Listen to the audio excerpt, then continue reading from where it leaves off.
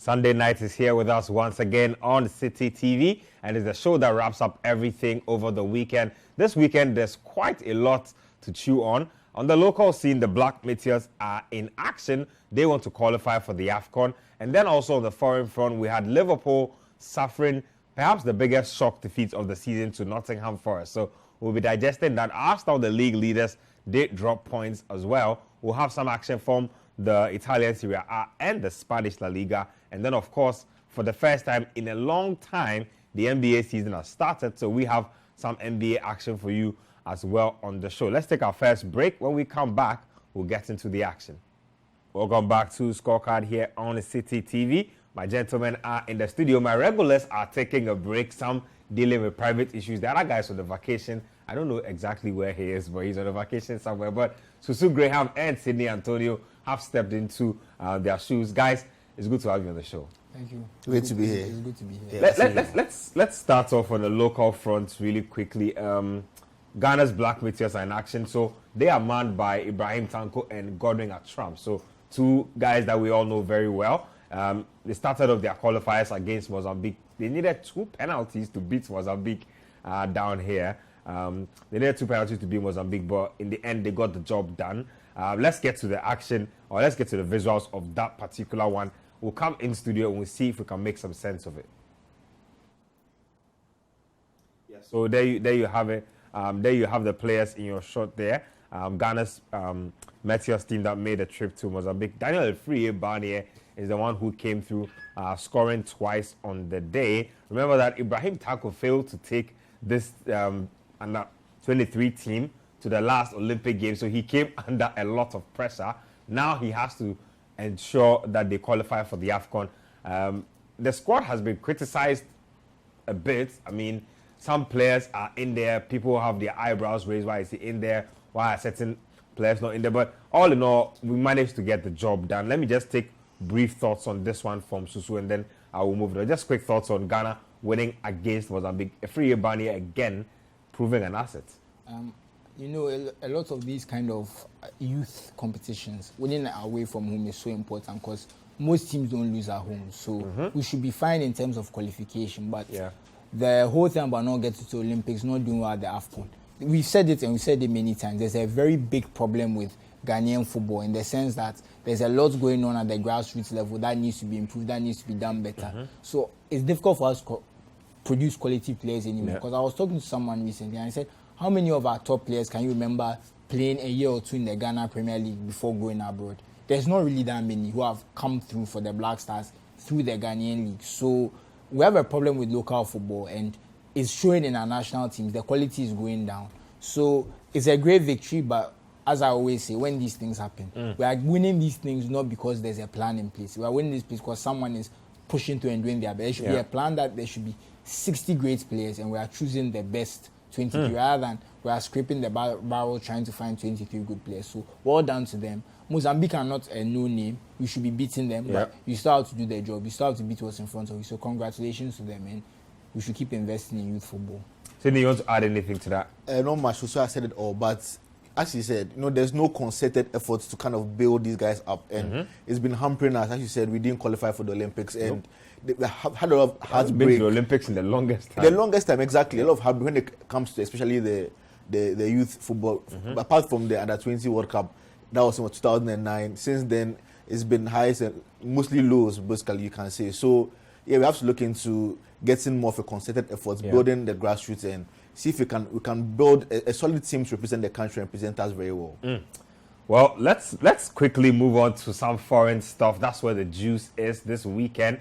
We'll begin with the big one. Chelsea welcoming Manchester United to Stamford Bridge. It was Casemiro who was the last man standing. Remember, Casemiro, a lot of people had been clamoring for him to be in the starting lineup. Well, Ten Hag finally decided to listen and played him in the big game, and he was the one who had the last laugh. Let's get to Stamford Bridge. Let's check out the highlights. We'll come back in the studio in a bit. Kepa did his possible best, but it wasn't enough to keep that shot out, that header out. Casemiro with a lot of power behind it. Sydney, let me start off with you. I don't know, but Chelsea and United games have become like this over time, at least the last 2 years. It's either a 1-1 draw, a goalless draw, a 2-2 draw. the game itself lacked quality for me. I don't know about you, but in the end, was it a fair result? I think it was a fair result. And as I've said, Chelsea United games over the past couple of seasons been. I think next time you should just agree to just place the points and not even go on the pitch at all, because it seems as if they can't get the measure of each other. But as I've said, I believe it was a fair result. I don't think Chelsea did enough to win the game. United didn't do enough to win the game either. United had the better first half.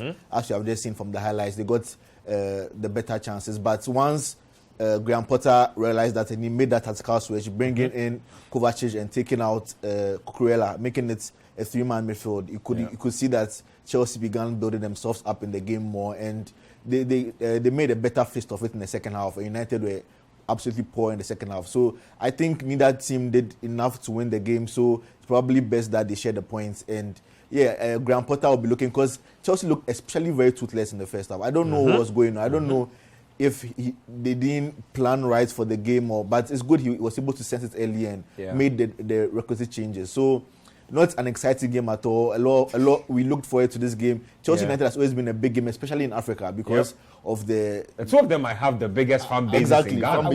Definitely Ghana. I think Nigeria to be Man U, Arsenal. I think Arsenal is more popular than Chelsea. But Chelsea is very popular in Ghana. Man United as well. Let me just stay with you before I go to Susu. Potter started this game with Aubameyang. He had very little impact on the game, but I watched Broha for about 5-10 minutes, and he looked like he made a bigger impact in the small space of time. I mean, just what do you make of that? What do you make of Aubameyang and how Chelsea should use him going forward? Well, Aubameyang, since his transfer, you can see he has not been spectacular. He hasn't really torn down any trees. He hasn't looked like the Aubameyang we know, the clinical Aubameyang we know. And his movement has been a bit alright. We have not seen what's happening over there, but he has gotten a couple of goals. He scored in the victory at Crystal Palace. He has been, the performance has not been very good, but he's been putting himself up there, And it could be that the whole attack hasn't yet gotten a hang of what Potter is expecting of them so far. You said Broha did well when he came on, but the last game, the game just before this one, against, Brentford. Broha also he played from the start, then he got some opportunities. He got a clear one where he could have just laid the pass for a tap-in for Mount, and he failed to do that. So both strikers, there's a bit lacking over there, and Aubameyang definitely, because of his experience, because of his know-how, and because of the personality he has been over the years, he will definitely get the nod over Broha at this point in time. So it remains to be seen how they'll continue to acquit themselves going forward. I think keeping with Aubameyang is not a bad option, because we know his quality, we know what he's capable of doing. We also know Broha from his stint at Southampton, but I think Potter is looking for more of experience. He's not looking for intangibles, looking for stuff he can trust right now. And out of the two, Aubameyang is more of the experienced striker. So going with him right now, I don't think is that bad of a call. Let's talk about Man United, Susu. So they needed a late Casemiro header to win this game. I don't know, but they seem to have done well in a lot of the bigger games. What is it about this Chelsea team that's so hard for United to crack? Because yesterday was one of those other games. They didn't have a lot of clear-cut opportunities, even though they had the better chances among the two teams. Man U's chance creation for me has been pretty okay. The problem is a lot of them are falling to Marcus Rashford. I don't want to single Rashford out, but his decision-making is not good. He's impressing with his movement. He seems a bit more sharp than he has been in the last few months, but his decision-making in front of goal has not. Even the Spurs game is a great example. He got a few chances. You think to yourself, maybe a Cristiano Ronaldo would have scored, especially with this whole debate about whether Ronaldo should be in their team or not. But you also ask yourself, will Ronaldo have had the pace to still get there at his age? So there's trade-offs having Rashford in their team. He's looking very active, but he still doesn't have that killer instinct. His decision-making is not there. But Man U are trying, they are creating chances. And even Casemiro, I want to single him out because he scored the goal to save them the points. But he had a shaky start. We all thought that, have Real Madrid scammed United?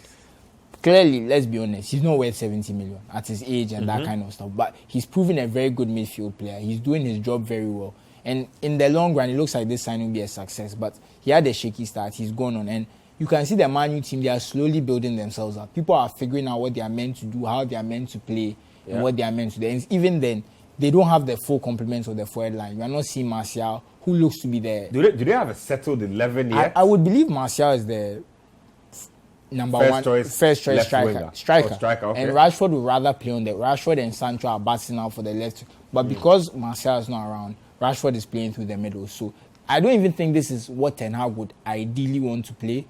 I believe you'd like to start Martial and have Rashford or Sancho on the left, depending on how he's feeling. Yeah. But so for me, it's a good start. They are doing well. They are in reach of the top 4, which is where you want to be at this stage of the season. Yeah. There's a lot of the season to go. There's the post-World Cup. We don't even know what teams will do in January because I feel we might see a very interesting January because certain players might perform at the World Cup, raise their value, and certain teams want them. So a lot could change for a lot of clubs in January. So I'm not too concerned with where Man U are. They need to keep pace with the top 4 and give themselves a chance after the World Cup because I feel like the World Cup will be another pre-season for some teams and a reset, and then that's when the real league will begin.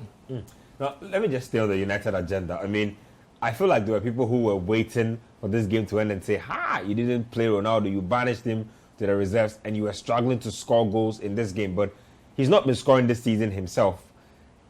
Will United come to a point where they will have a legit goal-scoring crisis in this team? Because, like Susu said, they don't create the most chances. They are not the most clinical team as well. I don't think it will get to that stage because there are enough goal scorers in the team to just keep on motoring through. There's no one, you can see, there's no one typical goal scorer. We have Ronaldo in the team, but Ronaldo isn't playing like the Ronaldo we know. He's not playing like the Ronaldo of last season, not playing like the Ronaldo of 2 seasons ago. So you can't really put you can't really place your bet on him at this moment in time. And Rashford, we all know he's not a striker. He doesn't take the shots like a striker. He doesn't finish like a striker. He doesn't even approach taking the shot like a striker. And Thierry Henry even pointed it out. That was a very funny video. Yeah, very funny video after the Tottenham Hotspur game. You just have to, as a striker, you have to take the way you finish is very crucial. You don't have to just lace it all the time. You have to sometimes can caress the ball a bit smoothly. Best place a bit. And Rashford seems he has done it in the past. We know he has it in him, but it doesn't come instinctively to him. He's not a typical finisher. So that's the issue we have over there. And as Susu said, Martial, I would say he has what you would say Ten Hag requires. That's the guile to get past people, to link up, and also a better finishing ability than Rashford. So he is the perfect blend of what Ten Hag wants right now, but he also has injury crisis. But as I was saying, United have a lot of guys who can get goals. There's Anthony. I've seen him scoring a couple of goals recently. Bruno scored the last game. You have to remember, Bruno was carrying the Man U attack for a long time. For about a season and a half before Ronaldo did. Banging on the goals. And he still has it in him to keep on scoring. And you have the likes of Eriksen, who hasn't scored yet, but we know he has it in him to also score. Sancho has scored a couple of goals. He's looking very atrocious at the moment, but as time goes on, let's see. Let's just stay on that for me. If you want to make a very simple analysis, you can say that when Bruno was the one leading the attack, they went to the Champions League twice. Ronaldo came, they didn't get to the Champions League. I'm not saying that that's the reason, but I'm saying that if you want to even break it down to like a very simple level, he also told you that he did his bit, but just stay on Sancho for me. Played a good game against Liverpool, scored a good goal, and that's been it from him, really. I can't seem to figure him out. What's going on with him? When I watch Sancho, he's someone you can see he knows how to play football.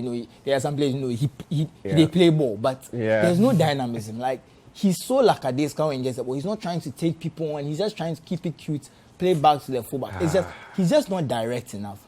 I just wish he'd try and take on his man. Aggression problem? It's maybe aggression or confidence. I don't know which one. But he's just not driving forward. He's not putting pressure on his fullback. And if you don't put pressure on the fullback, you're not going to create anything. Because you have to put pressure on the end. If you notice, most of his goals, a lot of the time, is someone cutting back to him. He's in the middle, and he kind of sweep. Because he has that technique. He scores nice goals, he sweeps it in. But when it's time to put pressure on the fullback, he's never doing it. And that's the difference between him and Anthony. When I watch the two of them, I would say that he's probably better at football than Anthony. If you get what I'm saying. I get what you mean. But because he doesn't put pressure on the fullback, and Anthony does, Anthony is doing more for the team. So your talent is not everything. It's your attitude, the way you use it. And Anthony is using his talent better. Even Rashford, he's using his talent better. A lot of players in the Man U team are using their talent better. But Sancho is not barely using his talent at all. He's just linking the play, just bare minimum. Just get it, pass it to the someone, pass it to the fullback. But there's no pressure on the fullback. So the fullback is comfortable the whole game. And that's when you see the top wingers in the world, they are putting pressure on their fullback. They are making their fullback backpedal. They are making their fullback make tackles he doesn't want to make. So Rashford and Sancho really needs to add that to his game. He needs to be direct. He needs to put pressure on the fullback. Jadon Sancho, I think the jury is out on him. This first season, excuses were made that Ole didn't know how to use him and that there was a lot of turmoil in the team. Now the team is settled. Ten Hag is giving him opportunities, and still we don't see exactly what Jadon Sancho is doing. But let's move it on and let's go to that game at the City Ground. It was between Nottingham Forest and Liverpool. Now Liverpool have actually never won at the City Ground, so it's not strange. But we thought that this was a game where, after beating Manchester City, after beating West Ham in midweek, this was not supposed to be difficult. It was anything but easy for Jurgen Klopp and his men. Check it out. Nottingham Forest picking up big 3 points against Liverpool. Cindy, let me start off with you. I mean, you've watched Liverpool over the season. How do you reconcile that big win and performance against City, narrow win against West Ham, defeat to the bottom team in the league as at the time this was being played? How do you even put all that together? Yeah, Ben, I don't think it's that much of a surprise, because Liverpool, well, if you are playing, sometimes you are playing the biggest of games as a top player, and Liverpool is a team filled with top players. It's easier to rise yourself up for that kind of game because the lights are on, everybody is watching, and this pride is at stake. Exactly, and this is a Man City team where you have been kind of rivals for a while, so it's easy to kind of rouse yourselves up to really grab the bull by the horn in that particular game and acquit yourselves to the best of your abilities. And that was what we saw in that game. And even in that game, it's the second half that Liverpool kind of came into the game a bit. But in the first half, Man City were having, they had the measure of them. And if they had been able to take the lead, I don't think Liverpool would have been able to come back. So it was a game of fine margins, that one. And Liverpool just were able to get the goal, and even came from a defensive error by Cancelo, who had a very horrible game, by the way, in that match. And if you watch the West Ham game as well, West Ham could have easily gotten a point away. They missed the penalty, they missed countless other chances. Meona made an outstanding block in that game, as he did in the Nottingham Forest game as well. So, I don't think much has changed as I'll put in Liverpool's form this season. The Man City game here was a landmark result, given the opposition it came against. But there's still these deficiencies you are seeing. You are still seeing Fabinho being very poor. We are still seeing the defense not quite working themselves up. And, Klopp has made a little bit of change, I would say, because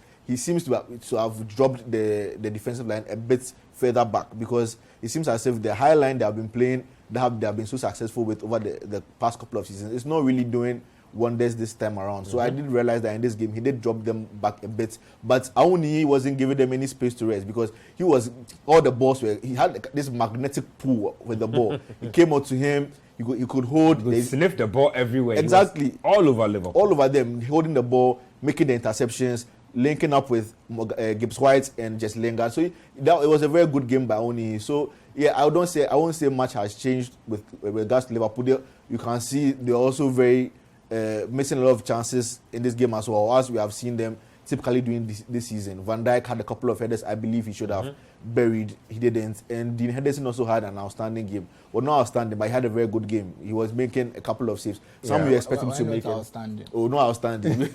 Well, a couple of saves are outstanding, but I don't think his United people don't want to admit that Dean Henderson is a bit of a phenomenon for me, because he sometimes you can see that this guy is a very good keeper, but with his Chris Kirkland looking cap, and I don't believe. Right now, it's just what joke. Right now, I can't believe Liverpool couldn't beat a goalkeeper in a cap. Come on, right now, this cap business. Top keepers don't wear these caps and walk around. Now you have been unfair. But who was the last top keeper you saw wearing a cap? Come on. You have to brave the elements and show yourself that yes, I'm a top keeper. And I don't think Henderson has it in him. We did pull up a couple of good saves, but all in all, I think he still has a long way to go. But that just goes to show how low Liverpool are falling. Even with a keeper of Henderson's stature, they couldn't get the ball in the net, and I think they were a bit hampered by the absence of Darwin Núñez. People are saying Núñez. Well, no, people are saying it is a fact that he's not been as impressive as you expect him to be. But the guy is a danger.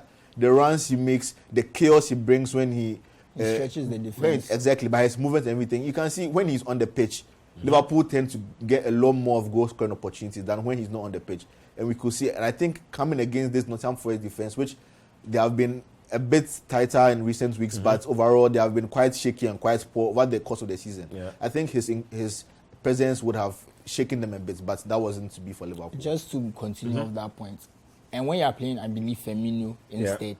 Firmino is the exact opposite. He won't, like I said, he doesn't put pressure. He's great if you have your wingers cutting inside, making those runs in behind, like Salah tends to do.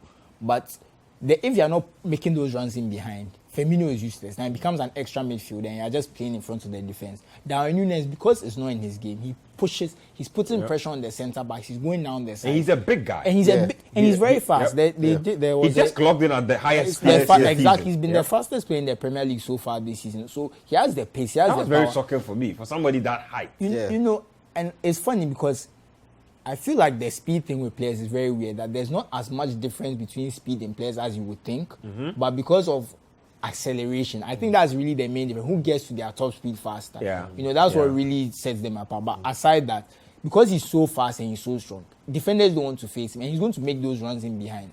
Sure, his decision making was very bad against Man City, but if you watch him, aside that, his decision making is okay. It's not the worst in the world. Terrible. He likes to take some shots he shouldn't take once in a while. But the Man City situation was like a 1 in a million situation for him. And we all know he's stressed. He wants to score goals and prove himself. So we can understand him to an extent. But, you know, so...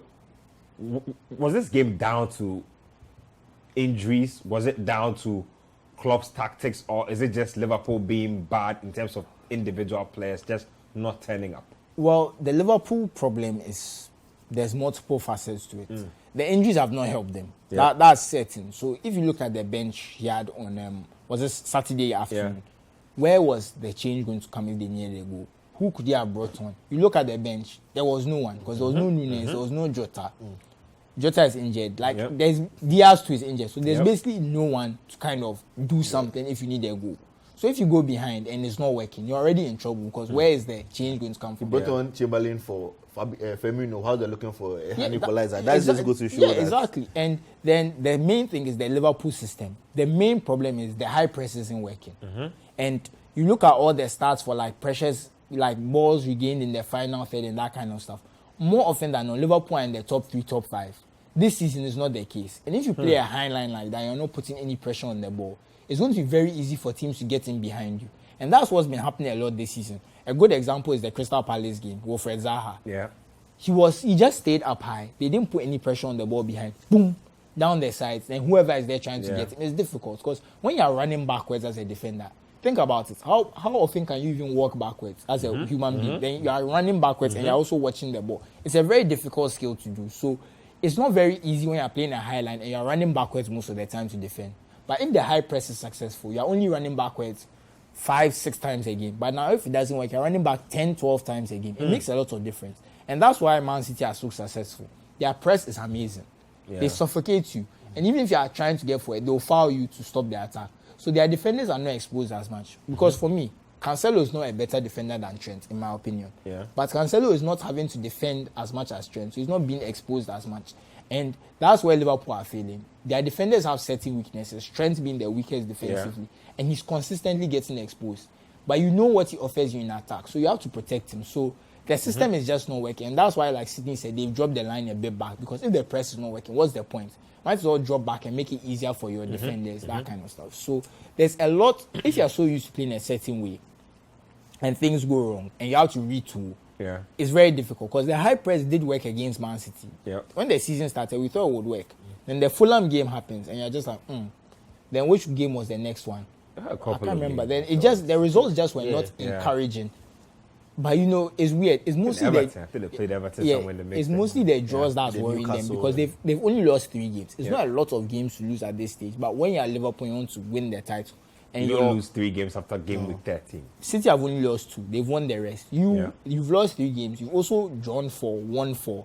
So you've dropped a lot more points. So it's very difficult. And they should just hope they get Champions League this season, because that's their limit. Well, it's shaky for Liverpool because they still haven't won a game away from home this season. They've only picked up 2 points away from home all season. Let's take a quick break here. When we come back, we have highlights from Manchester City and Arsenal as well. Welcome back to Scorecard here on Citi TV. My name is Benjamin Nketsia. We are still getting around the Premier League. Let's go to the Etihad. Manchester City looking to keep the pressure on Arsenal Football Club in their game against an unpredictable Brighton and Hove Albion. We'll do Arsenal versus Southampton as well. So we have back-to-back highlights for you, and then we'll come back in here and break it down. First off, to the Etihad. Manchester City against Brighton. I thought Brighton would put up more of a fight. It was an interesting game. At a point, Brighton could have gotten back into the game, and then City got a penalty. It just went downhill for Brighton from there. I mean, Cindy, quick thoughts on that game. Yeah. Brighton have been one of my teams of the season. I thought this game could have been more competitive if some decisions had gone their way, but in the end, City pick up all 3 points. Yeah, in the end, the class and of the City players came to the fore over there. But as you said, for a period in the game, it looked as if Brighton could actually get something. When they were 2-0 down, they got the goal, the 2-1 goal from Trossard. Yeah. And from then on, they were kind of controlling. A Ghanaian boy, Tariq Lamptey, came inside. And I think his inclusion was... I think his inclusion actually changed the game. Exactly, it did. Because he was pushing back the City defense. They couldn't come... they couldn't attack as they were previously, and they're kind of pinning City back. He kept on making these runs behind. They kept on supplying him the balls, and he was a constant threat all through the time that he was on the pitch. So, and that also coincided with Trossard coming into the game more, coincided with McAllister and also Moses Casido also. Was this a foul though? Was this a foul? Honestly, I think it was a foul. Honestly. To be honest with you, because he kind of just bulldozed the guy out of the way. They didn't give him a penalty earlier when I feel they should have. So draw. Because this is a clean foul. It's not supposed to equalize because this for I'm me just was, saying that's a deal, but yeah. But this for me was, I found this shocking. I found this really shocking. It's as clean a foul as you can He literally get. just bulldozed him out of the way. Exactly. And Haaland is a very strong guy. Yeah. You know what it is? I've noticed a lot of these pushing fouls. If your arm is not up and your arm is not like extended, it won't be given as a foul. It's like it will be given as shoulder to shoulder. So if you are big and strong and you kind of put your shoulder into someone, you know, you get away. You can get away with it. But if your arms are up, because people were talking about this with the Calomo single. I don't know if we'll go to that later. That when Lloris hit him and fell over, whether it should be a foul or not. And a similar thing happened to Antonio at the beginning of the season against Nottingham Forest. So Antonio kind of pushed the guy, and the guy fell, and West Ham scored. Then there's this one where he kind of, you see shoulder to shoulder. Then there's Calomoso when he doesn't lift his hands, when Lloris hits him and falls down. So, you see, I feel like sometimes we like to compare, but every decision is a bit different. There's a little bit different kind of stuff, so it's difficult. But he did give him a push. He did. It wasn't like an arm out. You know, if he had done this, like would have. It's a kind of decision that could go either way based on who is officiating the game. Exactly, and that's the thing. And like I said, once the arm is not extended, a lot of referees are not going to take it. Let's talk about Arsenal. Let me just stay with you on that one. They dropped points in this game. First time in a long time, I think, since the United game. It was a very strange performance from them. Very wasteful in the first half. Granit Xhaka getting the goal, but I think Salisu also puts in a really strong shift in this game. What was it for you? Southampton being a really good team on the day, or Arsenal dropping the ball? Arsenal dropped the ball because they scored the first goal. You have to go for the kill. And we're doing this game already. I said it. Look, if Arsenal don't score that second goal, this one goal lead is not safe. The points are not guaranteed you a one goal lead. If they are taking the lead early in the second half, I think it would have deflated Southampton. And they would have got the 3 points. They would have passed it out.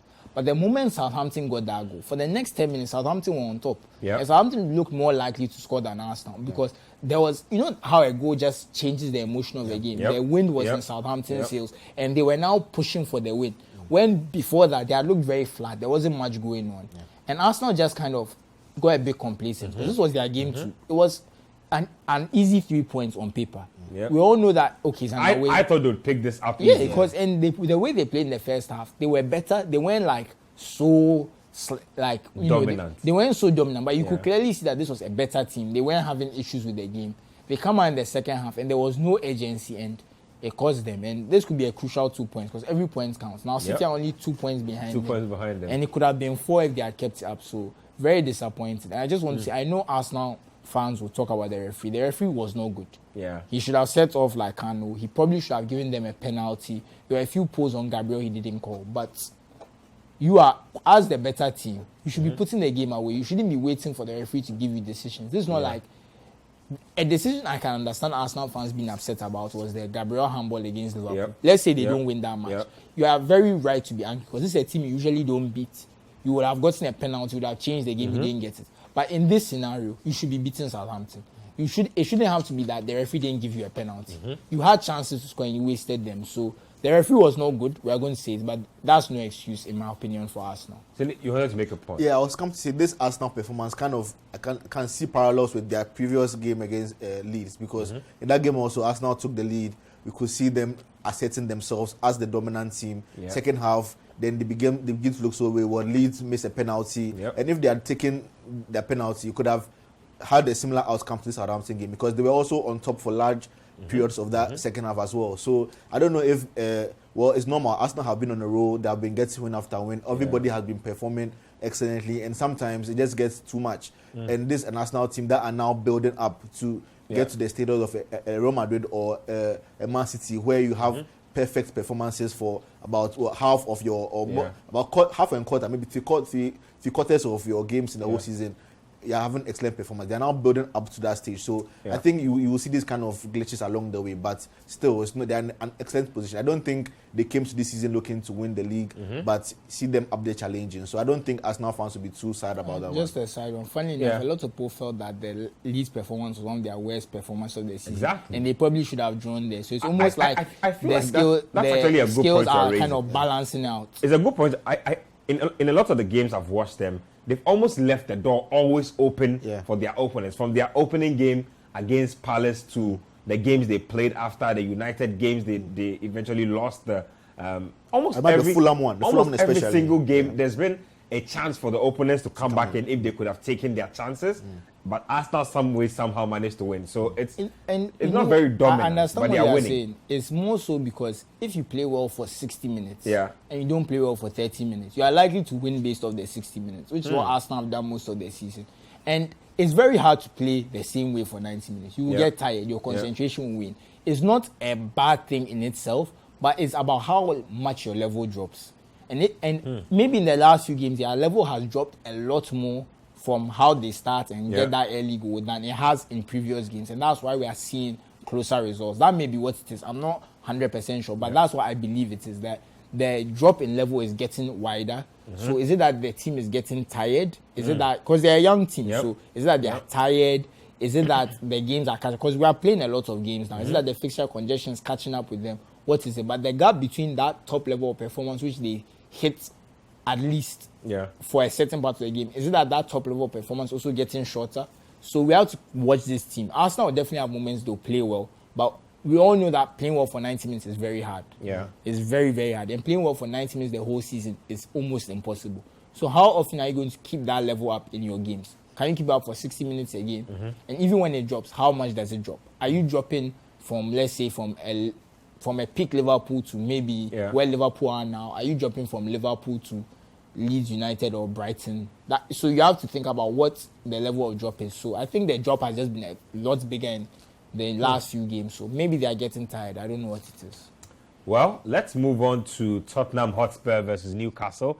Newcastle are gradually becoming a menace in the league. I believe with this result, they've climbed into the top four.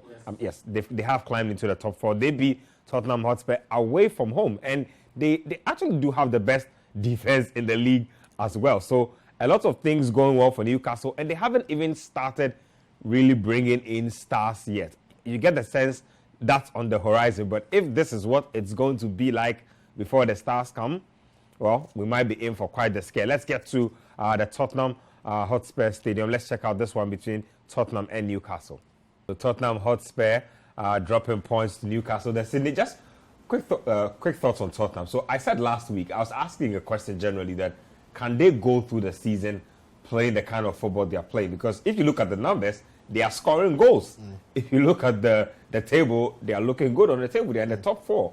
But how long can you keep this up? Because now they've lost against Arsenal. You've lost against Newcastle. They lost against, I believe, United. Manchester United. You've lost literally every big game you've played. but you are still in the mix for Champions League football. Yeah, you can't continue like this. You can't, and I don't see how it's going to progress going forward, because I doubt Antonio Conte is going to change the way he's going to set them up, because he's going to believe that this is the right way. He has done it with Chelsea, he has done it with Juventus, he has done it with Inter Milan. I think he believes that this is the style he has to progress it. But I think he's not really looking into the makeup of the midfield. You look at the Chelsea midfield he had with Fabregas and Matic. You look at the midfield he had at Inter Milan. You had Barella. You had some creativity in that midfield. And you look at the one he's operating with at Tottenham Hotspur. It's Bentancur and Højbjerg. Højbjerg and Bentancur. You can't... The creativity from those two guys... Both of them are always in a hurry to let the ball go. Exactly. That deep line playmaker he needs to make it tick. He doesn't have it as pace. And I think that's really hampering the system, because it's not a bad system to play. We have seen the merits of the system. We have seen how effective it can be when it's being used in the right way. And I think also he's been depending mostly on the attackers. And upon all the attackers he has, I think the most creative, you say, is Kulusevski. When Kulusevski is in the team, they play.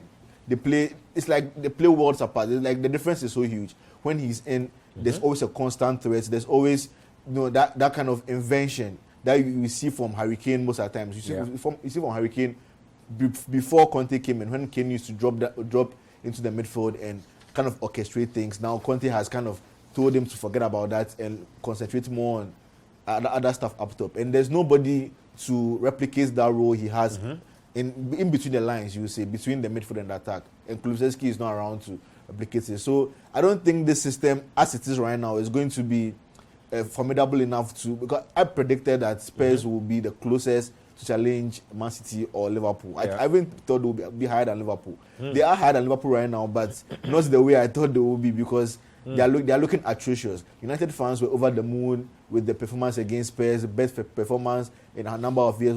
But I think I was telling United fans, this has more to do with Spurs than United, because they were so poor. They couldn't even keep the ball for a prolonged period of time. And they kept on losing the ball. And it was so obvious what United were trying to do, trying to press them up high. They put Bruno was on Højbjerg. I think, was it Fred, was also on Bentancur. They kind of man-marked all the Spurs midfield players. They blocked the channels to go out wide to Perisic and who was it, Doherty? I don't know who was playing the other side. So they couldn't even progress. And that word on Perisic, I think he's been quite underwhelming, very underwhelming, because Perisic, we know Perisic, he's a very dynamic player, crossing, scoring, kind of putting pressure on the opposition. And I don't think he's even... He's nothing close to his... Nothing at all. At all. I don't know if it's because of old age. I don't know if it's... And he's playing deeper too. He's playing as a left wing back. He's playing as a wing back, and the team doesn't even get forward much. So I don't know what's going on with Perisic over there. As a wing back, he did do well as a wing back at Inter Milan just before he came in. He was getting some match-winning goals. He was getting some crucial assists over there. So I don't know, maybe he has to take him a bit of a time to kind of acclimatize himself. I feel like that player you mentioned in the middle is a big part of what's happening with them. But yes, you wanted to make a point. I won't say I kind of disagree with Sydney. Conte has never played like this. We all know he's a bit more defensive, but if you remember his other teams, they attacked a lot. This Spurs team can't keep the ball. They can't attack. They are just... watching them is painful. Like, his other teams were functional, but they were direct. They used to get things done. Remember his Chelsea team? They won a lot of points. They won 90 points. This team will struggle to win 70 if you are being frank. It's just that the quality of Kane and Son is bailing them out. Like, we've seen a lot of Conte. We've seen him at Juventus. We've seen him at Inter. We've seen him at Chelsea. So we know that there are teams that can attack. And I'll be honest, you're right. That lack of midfielder is really hurting them. And that's why I said this is probably the worst Conte team I've seen. And I said at the beginning of the season, I thought they would win the league, because I thought they'd actually play football. I expected them to come and play football this season. They've barely played football. If you watch, and this week has really solidified it for me. Against Chelsea, I said, okay, maybe Chelsea have a better midfield. They were dominated. They still got the result. But the more you watch them, the more you're thinking to yourself, this team's actually lucky they are winning games, to be frank, because at a certain point, you have to keep the ball. And they treat the ball like, when they get it, boom, try and play to Kane or Son, whatever. And the ball is just going to come back to you. Then your centre backs are not the best in the world. Romero is pretty good, but Eric Dyer, Ben Davies, Clement Langley, anyone else apart from Romero, Davinson Sanchez, there's a mistake in them. And Hugo Lloris as a keeper, there's a mistake in him. So if you are playing with players who are so error prone, and you keep on putting pressure on them, keeping making them having to defend, bad things are going to happen. The first and second goals, you can argue they were both Lloris's fault. The ball comes, why don't you clear the ball? Like, your touch is not secure. Then you hit Callum Wilson, you fall down and throw your arms up. And Eric Dyer, if he had run to the line, maybe Callum Wilson has to think twice about just trying to play it over. If Eric Dyer is on the line, he's probably thinking to himself, well, it's too far, I have to. And then Lloris can, there's no energy. The next one is a pass, very sloppy pass. He puts it where it is. It's difficult for Sessignon. And Sessignon kind of tries to hit the ball. He can't get it. Then Dan Ben and Almiron combine. And it's another goal. All Lloris's fault. I think he made another mistake. Was it in midweek as well? These, when you have such a back line, you can't play. You have to be able to keep the ball. You have to think to yourself, look, I need to keep the ball.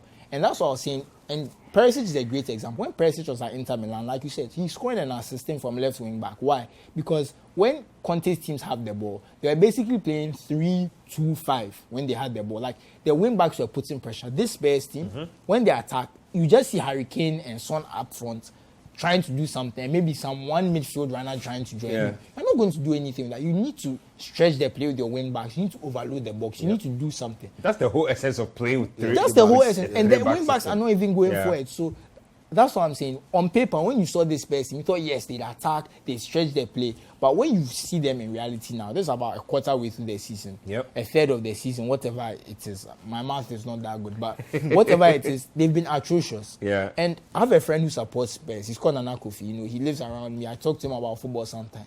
He started telling me after about 4 or 5 games, he said, Susu, are you sure Spurs will win this league? When I see what Antonio Conte is doing, it's like, the results are coming. I told him, results are what is important. I want to apologize to Nana Kofi on air because he was right. Because you can't play like this and expect to. You really can't do it. So it's just not sustainable. It's not sustainable. And it's so disappointing because this squad has potential. They could be doing a lot more with their squad. But Conte is just, I don't know whether he's afraid. I don't know what it is. He doesn't want to have to score more than one goal to win games. But you have to, you have someone like Perisic. Perisic can use both feet. He can dribble, he can shoot. And you basically have him running forward only when you have 2 goals down. Even when the second half started, that goal they scored, the first part of the second half, Newcastle were the better team. They had one counter-attack, got that corner and scored. That was it. Like, if you had watched that second half, it looked like Newcastle were 2 goals down the way they were playing. So, if the Spurs really need to change things up, something has to change. And they have that potential because last season, it wasn't this bad. Let's talk about Newcastle for a bit because they have been a revelation this season. Not only have they forced themselves into the top 4, they've been pretty rock solid at the back as well. Very, very wonderful performance from Newcastle. And I actually have a cousin staying in the Newcastle on Tyne area, and he said the place is just buzzing. Everybody is so excited. And if you compare to... See, when money comes, the place will Charlie. buzz. When they are going to the stadium, they wear, those things the Saudis wear with their they've been wearing something. You have to wear, man. There's cash. As I said, when the money enters, they love the sweeter. They love everywhere. Even in football, I love the sweeter. So... they're just like that's in love. And remember that Mike Ashley period was very toxic. Mike Ashley joking near a lot of things happening around that time. Very, very toxic atmosphere, and it just seems they have gotten this new lease of life, a breath of fresh air with the Saudi cash coming in, and with Eddie Howe, we can't overstate his understate his importance because he's been magnificent. Even when he came in last season, when they had not yet made any signings, he just came in. I think it was just maybe Trippier or somebody else. Who did they give manager of the season that they should have given to Eddie Howe? Because clearly he was my vote for manager. From the period he came into the end of the season, I think he racked up more points than any other manager. Yeah, because he came in, they were dead last when he came in. They were bottom. And the first game he played, I think everybody thought they were going to get relegated with their money. Exactly. And he just transformed the whole place. And you can see this a very tactically astute manager. He knows what he wants from his group of players, and he has his way of giving them his message, kind of transmitting his message to the players, and they are doing what he's asking for. And the few players he has managed to get so far, they are performing excellently well. Sven Botman is doing so well. Botman is a big buy. Bruno Guimaraes, an excellent player that they got over there. Is he the best in the Premier League? Is he the best? He's not the best Premier League. We just have to ask the question. He's not yet. I was about to ask who Newcastle's most important player is. It's hard to put a finger on it. Bruno Guimaraes. I think. But even in his absence, they still play perform so well. So but even the best part about this Newcastle team is not being carried by the new guys. Yeah. The guys who were there before have taken their game to the next level. Yeah. And Almiron is the biggest example. We all remember Almiron. He's gone up several We all remember notches. what they said about him during the Man City title career. You all remember. And look at him now. Jack Grealish will be looking out for the Almiron performances. Jack Grealish, the goals Almiron has scored this month, those are the goals he scored since January. Crazy stuff. Let's take another break here on the show. When we come back, we'll get to the Spanish La Liga. We have some Italian Serie A action as well. Stay with us here on Scorecard. Welcome back to Scorecard here on Citi TV. It's the final lap of the show. Let me read a few messages before we go on. This one here from Nana Kwame from Cape Coast says, Man United should have killed the game in the first half. Imrana from Boku says, undoubtedly, Ghana's under-23 played a great role in defeating Mozambique 2-1. Kweku from La Paz says, Arsenal need prolific strikers. Gabriel Jesus and Edin Nketsia can't take them to the promised land. This one here says that Sir Ike from Gomoa says, I think United played well yesterday. McTominay nearly cost us. I believe Eric Ten Hag will work on that. And then there's also Daniel Abore from Bolga says, somebody wants to talk about Accra. So I feel like we discuss a lot of Hearts of Folk on the show. George Bamble from Kumasi says, you guys are too much. The way you take your time to explain sports, I love it. If United, I love it if United will. I would love it if United will bounce back this season. So you have one message from somebody getting to us from outside the country. Yes, he's John Magia from Tanzania. He says the show is late. It's very late there, but he's enjoying our show with some chilled minerals. So shout out to John. As it should be. As it should be. As it should be. Let's move it on and let's get to Spain. The Santiago Bernabeu is where Real Madrid were at when they took on Sevilla. They are making sure that they are staying on top of the pile. They want to win the league. Remember, they saw off Barcelona in the Clásico. They want to keep setting the pace for the rest of the guys. So they did against Sevilla. It was a comfortable win. Another week, another Fede Valverde goal. That's how it broke down when Real Madrid took on Sevilla. Quick thoughts on that one. Quick thoughts on Fede Valverde. He's heating up at just the right time. I mean, Fede Valverde has surprised me in the best possible way because I was thinking to myself, this is a guy, he has a future at Madrid, but it's his future as a starting 11 player. Like, he can put in a shift, he can do the right thing. But look, he plays on the right wing. He carries the ball well. He's not some flair player, but he does what he has to do. He's effective. He makes the right runs. He tracks back. He plays in midfield, does the same thing. And now he's adding goals to his game because he has a shot on him, and it's a very powerful shot. So I like Fede Valverde. And look, the next generation of Real Madrid is in very good hands. Rodrigo, Vinicius Jr., Camavinga, Tchouaméni as a core going forward. They probably just have to add a few younger defenders and maybe a keeper maybe in 7-8 years. But look, Real Madrid are in very good shape. Right? This is another dynasty coming through, and I feel Vini Jr. is the next guy to lead it. Maybe they might add another superstar. I was just talking about this. Look, there was this obsession with Mbappe and bringing him in. We know how that has played out. We know how ridiculous his wages are now. And he doesn't even want to play in the middle. So if he came, he would displace Vinicius. Exactly. So. And now we are asking ourselves, do Real Madrid really even need Mbappe with the way Vinicius is playing? Because he is playing at an Mbappe level right now. They really don't need him. Maybe the 200 million for Haaland in a few years. Yeah. That would make more sense. Be a better use they don't need him. They don't need him. And I don't know. What's his name? Don Perez. Yeah. He has this obsession for there's this shiny toy. So for he might still go for Mbappe because that's been his modus operandi all along. I feel they feel disrespected by what Mbappe did over the summer. They feel disrespected. They felt slighted. Yeah, so let's just see how it plays. But sometimes football, players barely reject Real Madrid. So when a player does, it really stinks. Yeah. But back to this game, brilliant game by Real Madrid. Then for me, the best thing in football right now, as a fan, as an avid watcher and a fan of football, is watching Real Madrid chase a game. And we saw it in this game. They got the early goal, dominated all through the first half. Sevilla barely got looking.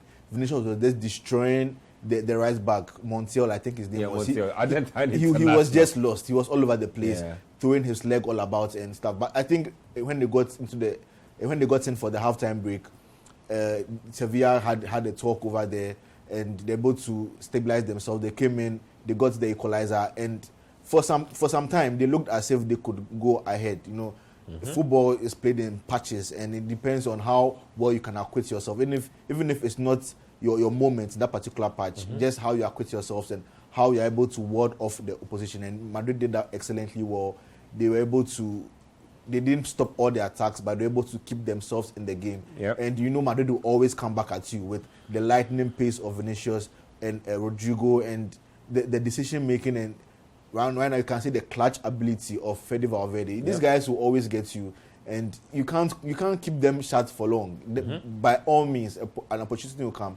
And now we are seeing week after week, they keep on making the right decisions. They keep on doing the right thing. And this is a fruit of playing with these talented and this excellent group of players all along, because you can't be with the same dressing room as the likes of Modric, Cruz, Carvajal, guys who have been there and done that. They have Benzema. Come on, you can't be in the dressing room with them all along and learn nothing at all.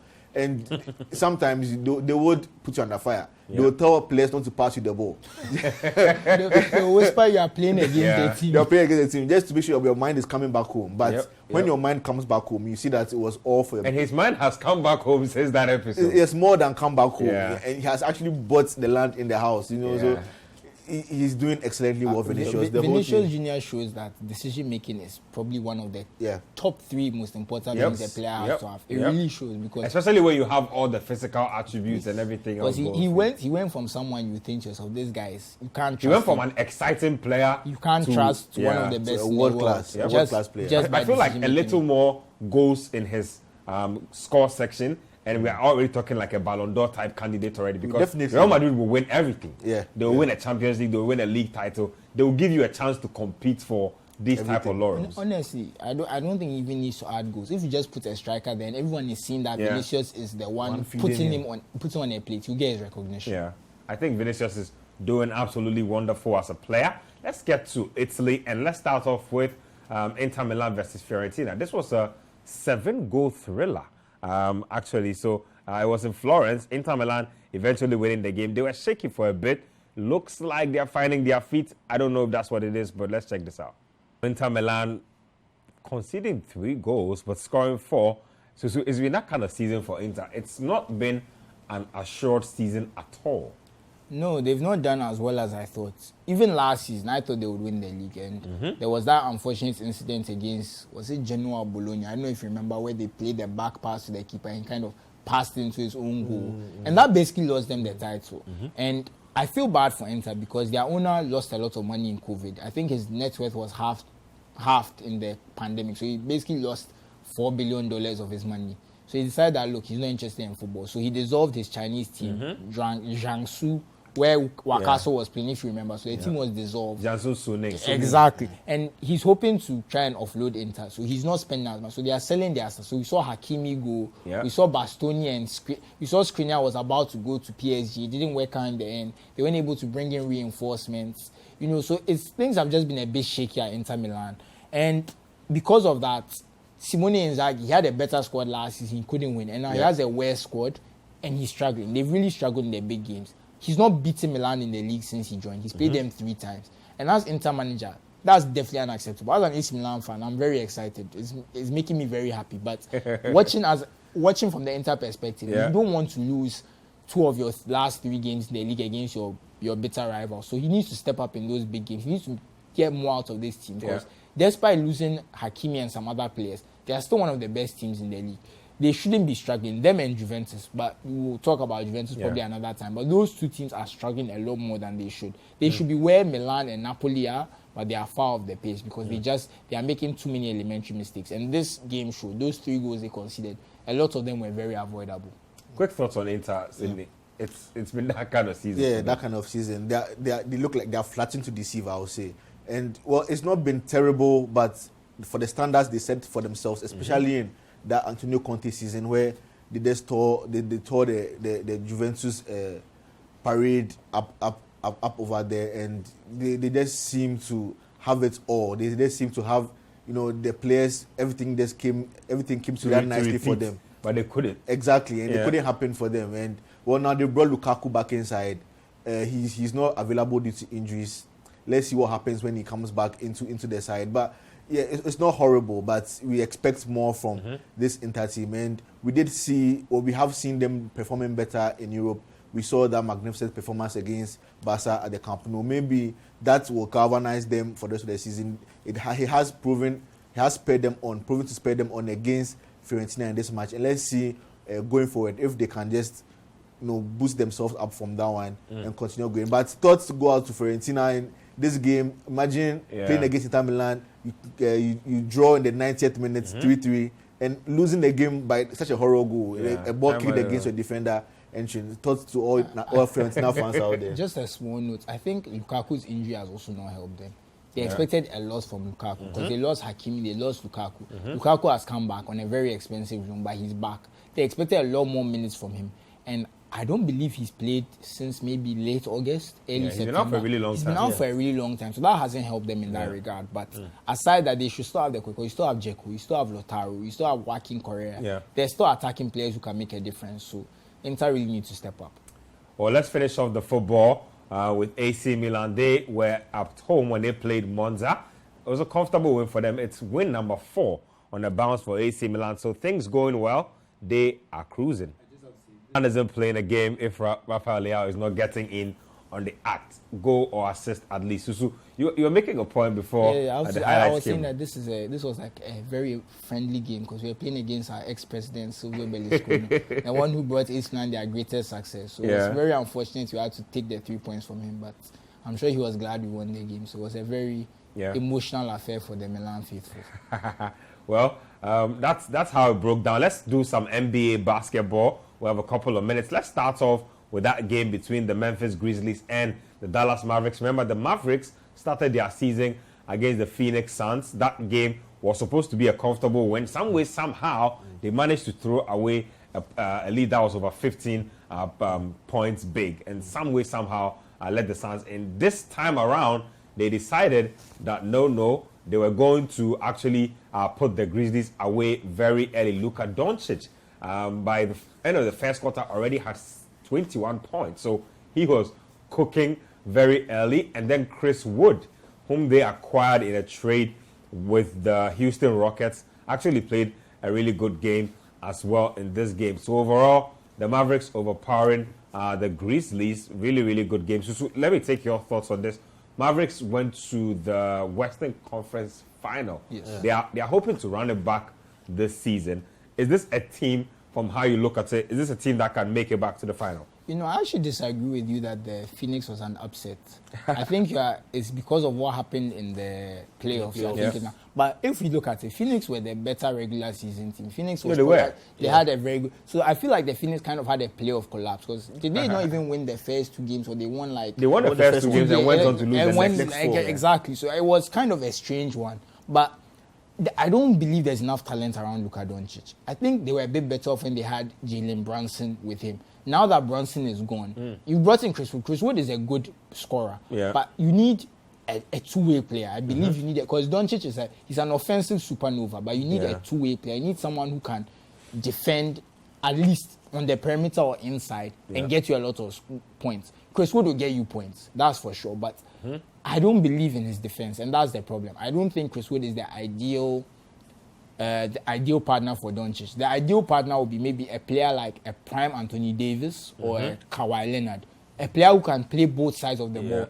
You know, he can lock up the best player on the opposing team, but he can also get you buckets. That's the type of player Luka Doncic needs. He doesn't need someone who's also just a scorer. Even if you had someone who was just a defender, like a Rudy Gobert next to him, it would make more sense. But I think the free agents market wasn't really good this summer, and Dallas couldn't really attract the talent they wanted. But I think with the cap going up and all the different things happening, I believe they'll be able to get the talent to surround Luka Doncic. Well, just news flash, the Lakers have lost. I don't know, just quick thoughts on that. They just lost to the Portland Trail Blazers. Yeah. That's 0-3 to start the season. Terrible. And Susu was saying this before the show began that Ginobus is like the Joe Glazer of basketball.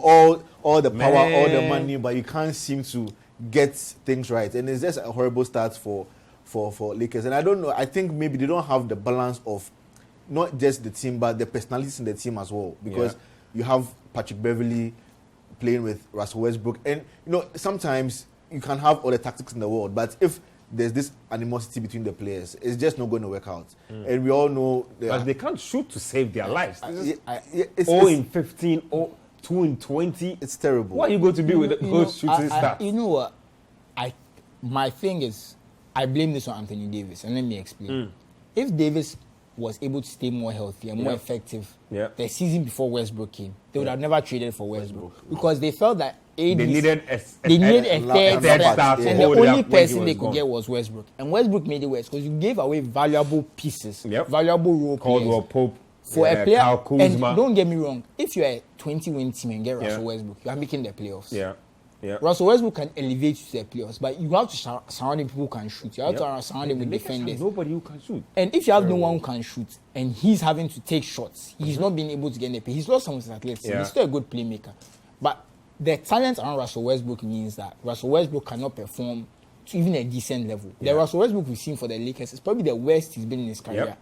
And we all know we all like to laugh at Westbrook, his shooting form and things. But if you play, a lot of perimeter players around him, you leave the paint open, he can drive and kick and all that kind of stuff. He can average a triple-double a season. We've seen it happen. We know what he can do. But now you have AD. AD's jump shots. I saw a stat that of players with at least 400 at times, AD has the worst field goal percentage for jump shots, just jump shots, at 36%. And he likes to shoot. So that's mid-range and 3. So if you have someone like that, you can't stretch the floor with him. We know LeBron. LeBron is also not a shooter. LeBron is similar to Westbrook, that he needs the paint clear so he can attack and kick out. So there's a stylistic clash. You've got your shooters, Kuzma, Caldwell Pope. Those guys could just stay in the corner and you hit out to them. They'll hit their open threes, that kind of thing. And you've brought Westbrook in, and I think Westbrook is being scapegoated because it's not his fault. He is, though. He is. He's not playing well. I'm not going to say he's playing well, but you've put him in a situation where you can't even maximize his talent. And that's why I say it goes back to AD. If AD was reliable, they would have never been, we need to get Westbrook. Let me just take the final highlights we have. It's from the Kings and the Clippers. This was a one-possession game, I believe. Paul George dropped 40 points in this game. Kawhi Leonard was doing his thing as well, but George was basically unconscious in this game. He was doing whatever he wanted. He was having his way with the Kings in this game. De'Aaron Fox played a good game as well, but the Kings have also started with a losing record, 0-2 after this particular game. The question for me with the Clippers is, are they making the final? Yes. No. Yes. I have a no. They are not making the final this year, no. Why not? I don't think, if you look at the challenges they have in trying to get to the final, I don't think they have the team that is going to overcome the likes of, in the conference they are in, the likes of Golden State. And we saw them performing very well against Lakers in the last game. But looking at the pieces they have this season, I think even I'll put even Grizzlies. They didn't have. I don't know Grizzlies. What's this guy's team? Memphis. Memphis. Grizzlies. I'll even put them above because we saw them doing well last season with their young core challenging Golden State. So I'll put them above. I think the Clippers are the perfect modern NBA team. They are as deep as it gets. They are deep, and look, they have the kind of lineup you can put 5 guys who are about between 6'4" and 6'9", who can all hit an open 3, 1 to 5, defend every position, play switchable basketball, and you have guys who can go for 40 every night in Kawhi Leonard and Paul George. I don't see, because of their switchability, their defense, all that stuff, they are the most versatile team. And like you said, Golden State is probably their only challenger. Golden State will be very difficult to break down because we know it's Golden State. You know they will get, but if there's any team that can get them, it's the Clippers. Well, hopefully we manage to cover as much as possible. Premier League, NBA, basketball, Serie A, and all of that. Thank you very much, Susu Graham. Thank you, Sydney Antonio, for spending time here out with us. You know how we do it on the show. Same time next week, Scorecard will be back on your screens.